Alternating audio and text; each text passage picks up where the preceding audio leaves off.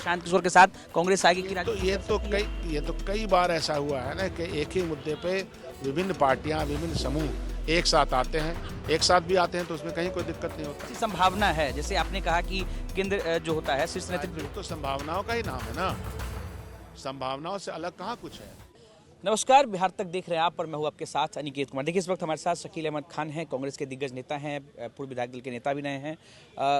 Sir, जिस तरीके से बिहार में विधानसभा के चुनाव हुए, कांग्रेस को बड़ा झटका लगा, करारी हार मिली। उसके बाद आपके ही बागी नेता जो हैं वो आपके ही नेता पर जो कह सकते हैं कि फायर हैं, तरह तरह के आरोप लगा रहे हैं। हम शकील अहमद की बात कर रहे हैं, जो कि कांग्रेस के पूर्व प्रदेश अध्यक्ष भी रह चुके हैं।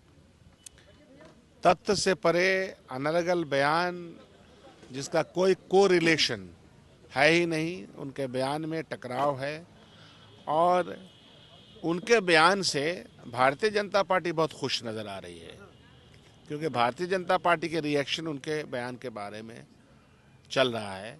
हमेशा हम ये मानते हैं कि आज का जो मंजरनामा है, जो आज का परिप्रेक्ष्य है, आपका कोई भी बयान, ये मैं सलाह दे रहा हूँ, ऐसा नहीं होना चाहिए कि इस देश में एक संघर्ष चल रहा है।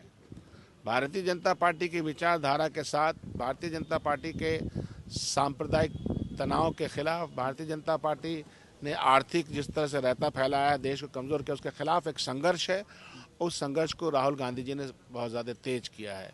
अवामुन्नास के बीच में गए, हर वर्ग के बीच में गए हैं, तो उससे लोग डरे हुए हैं। जो मौजूदा सरकार है वो राहुल गांधी जी से डरती है।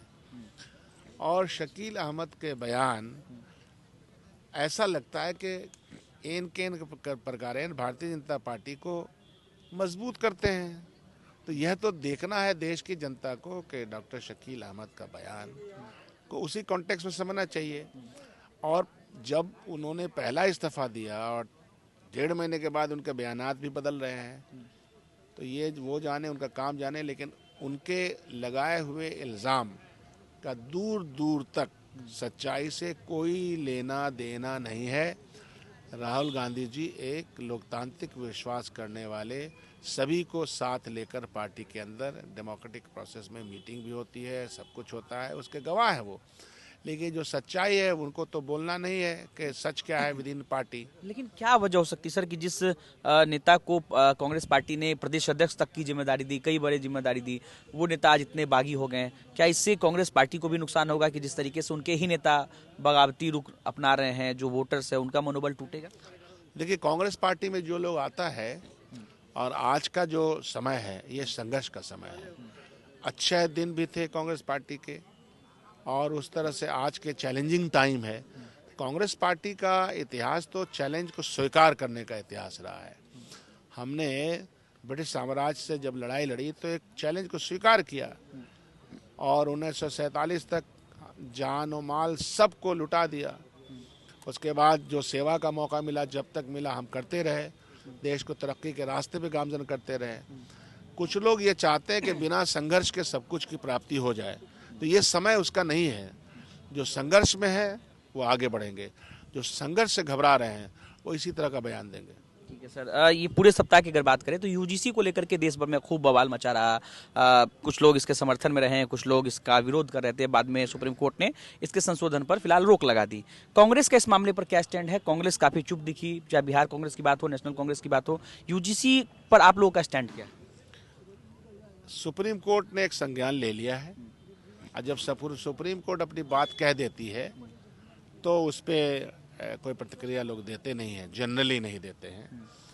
और समाज के अंदर भेदभाव ना हो, समाज के अंदर कास्ट के नाम पर ऑपरेशन ना हो,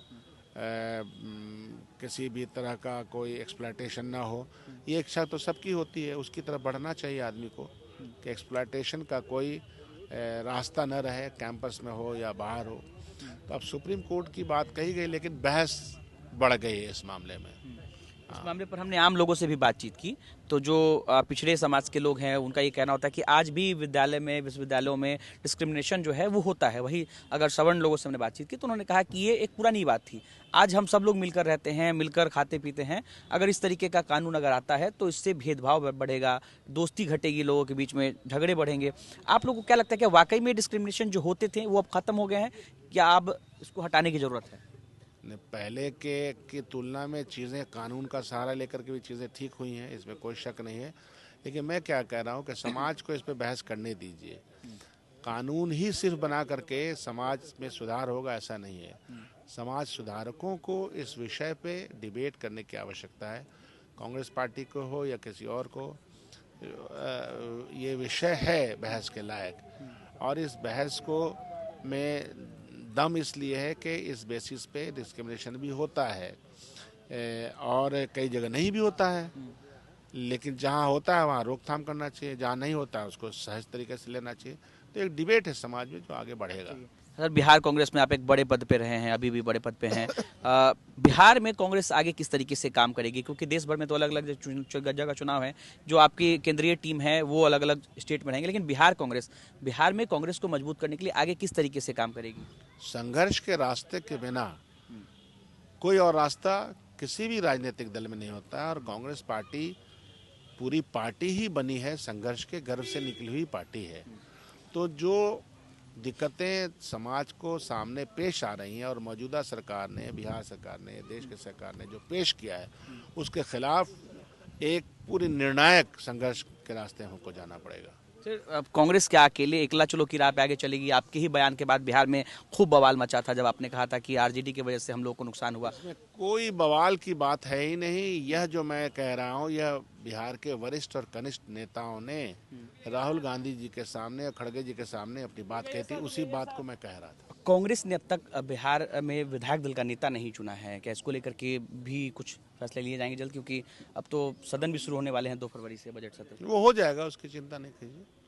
विधानसभा के अंदर कांग्रेस पार्टी पूरी मजबूती के साथ जन विरोधी नीति जो मौजूदा सरकार की बिहार में चल रही है और जिस तरह से गुंडागर्दी पूरे बिहार में बढ़ाई जा रही है, सरकार के द्वारा, सरकार के, मैं तो कहता हूं कि सरकार के संरक्षण में सारी चीज़ें हो रही हैं। सरकार का इकबाल पहले भी ख़त्म था, आज भी ख़त्म हुआ है, और जनता के वोट की चोरी करके और इलेक्शन कमीशन के कॉम्प्रोमाइज्ड माध्यम से तंत्र जीता है, डेमोक्रेसी हारी है। हमारे जो एमएलएज हैं वो जनता के सवालों को उसी तरह मजबूती से उठाएंगे। सदन में आप लोग काफी कमजोर हो गए, संख्या काफी घट गई सर, वो तो कैसे उसको मैनेज करेंगे? मात्र 30-35 विधायक हैं। मैंने सवाल मैनेजमेंट का नहीं है। सच की आवाज़ एक बोले कि 100 बोले। सच तो सच है, सच चढ़ के बोलता है, और जनता ने जितना हमको सपोर्ट किया है, बड़े पैमाने पर सपोर्ट किया है, तो सड़कें तो सुनी नहीं रहेंगी, चिंता मत कीजिए। सड़क से लेकर संसद तक, सड़क से लेकर विधानसभा तक आवाज़, जनता के पक्ष की आवाज़ बुलंद होती रहेगी। लेकिन एक सवाल है ना सर कि सदन के अंदर में आप राजद के साथ मिलकर सवाल पूछेंगे कि अलग होकर सवाल पूछेंगे? कई बार ऐसा होता है कि फ्लोर में बहुत सारे क्वेश्चंस ऐसे होते हैं जो एक साथ उसका जवाब देना पड़ता है।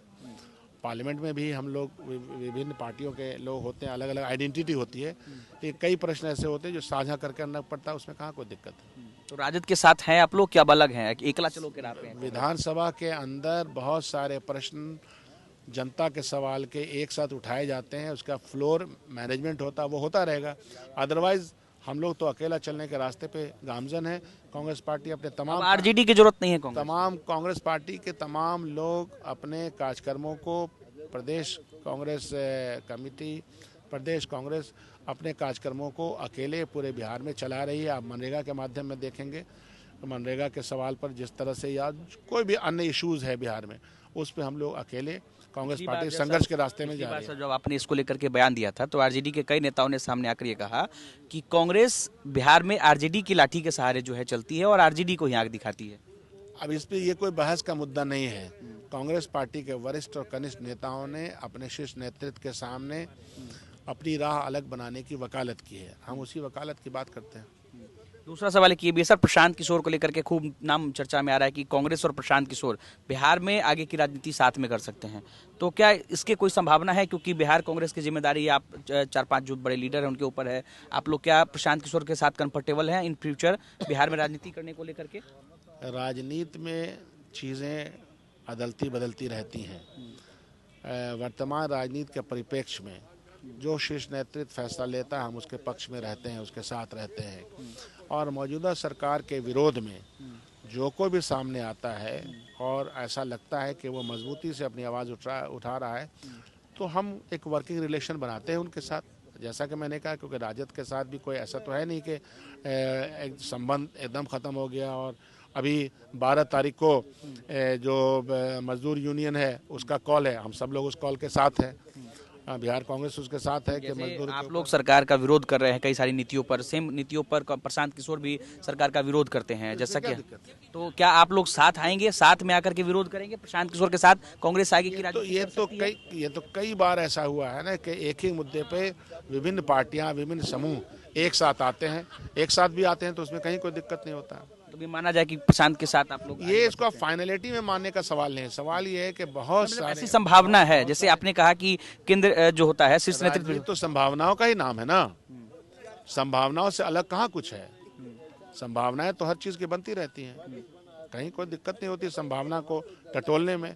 कांग्रेस पार्टी अपनी संभावना देश की और बिहार की जनता के साथ भी ढूंढ रही है, जा रही है, संघर्ष में शामिल हो रही है, उनके दिक्कतों में आवाज़ से आवाज़ मिला रही है। क्योंकि प्रशांत भी यात्रा पर निकलते हैं, राहुल गांधी भी यात्रा पर निकलते हैं, दोनों पार्टी में कुछ सिमिलरिटी दिखती है पदयात्रा वाली, तो क्या लोकसभा चुनाव से पहले एक अलग बॉन्डिंग बन सकती है प्रशांत? देखिए, अलग अलग परिप्रेक्ष्य है हर आदमी की यात्रा का। राहुल गांधी जी की यात्रा 4000 किलोमीटर की देश के एक कोने से दूसरे कोने तक रही है और उन्होंने देश के समाज के हर वर्ग के साथ संवाद स्थापित करके देश में चल रहे उत्पीड़न के खिलाफ, देश में चल रहे अराजकता के खिलाफ, देश में चल रहे आर्थिक गुलामी के खिलाफ आवाज़ उठाई और लोगों ने उस आवाज़ का साथ दिया है। तो दोनों चीज़ें अलग अलग हैं, उसको अलग अलग तरीके से ही देखना चाहिए। आखिरी सवाल सर, नीट वाली जो घटना हुई, हॉस्टल कांड हुआ, उस पर आप लोगों ने एक बार प्रदर्शन किया, एक बार प्रोटेस्ट किया, उसके बाद कांग्रेस ठंडी पड़ गई, फिर एक एक करके कभी राजद आती है, कभी प्रशांत किशोर आते हैं, क्या इस मामले को आप लोग आगे उठाएंगे? अब नहीं, ये मामला तो निरंतर चलेगा कि किस तरह से एक्सप्लॉयटेशन का एक जाल बिछा हुआ है और सरकार को ये मालूम है। सरकार में शामिल लोग या सरकार के समर्थक लोग इसमें शामिल हैं, तो उसका पर्दाफाश भी हुआ है और बड़े पैमाने पे इस तरह की घटनाओं का पर्दाफाश होना चाहिए। जो कल्प्रिट है उनको ऐसी सज़ा मिलनी चाहिए कि वो इस तरह का कृत्य कभी भी ना कर पाए। चलिए, हमारे साथ शकील अहमद खान थे और इन्होंने तमाम मुद्दों पर बातचीत की हमसे और बाकी से जवाब दिया। निकेत कुमार, बिहार तक, पटना।